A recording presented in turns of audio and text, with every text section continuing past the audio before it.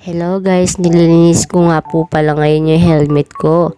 Mukhang may gala na naman tayo guys, no? Char! Sa mga hindi po nakakaalam na naiirita po talaga ako kapag sobrang dumi ng helmet ko, lalo na kapag may nakikita akong gas-gas. Kaya lagi ko siyang nililinisan. Gusto ko po kasi kapag ginagamit ko yung helmet ko, maputi siya at hindi po mukhang busabos. Tsaka ayoko ho din yung helmet na mabaho kasi nahihiya po ako kasi minsan may time na hinihiram po siya. Syempre nakakaya naman po sa manghihiram na paihihiram mo yung helmet mo na sobrang baho. Tsaka yan guys, tingnan nyo, grabe ko siya is-isin kasi gusto ko talaga na sobrang puti niya guys, para mukhang bago siya. Para kapag may nagtanong, sasabihin sa'yo na bagong bili mo yan, pero hindi, linis ko lang yan guys.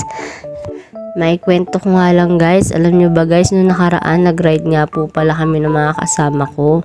Ang sarap pala sa feeling guys, no, yung nagra-ride ka, no, parang nakakawala ng stress.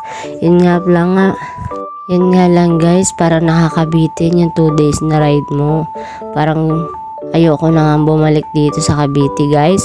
Parang gusto ko na lang tumira dun sa Zambales guys. Ay, hindi pala Zambales yun, Quezon pala yun.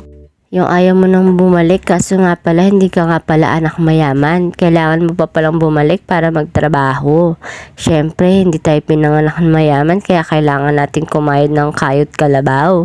So gustuhin man natin mag-stay doon. So ayun nga pala guys, tapos ko na pala linisin. Ito na yung finished product niya guys, kaya mukha na siyang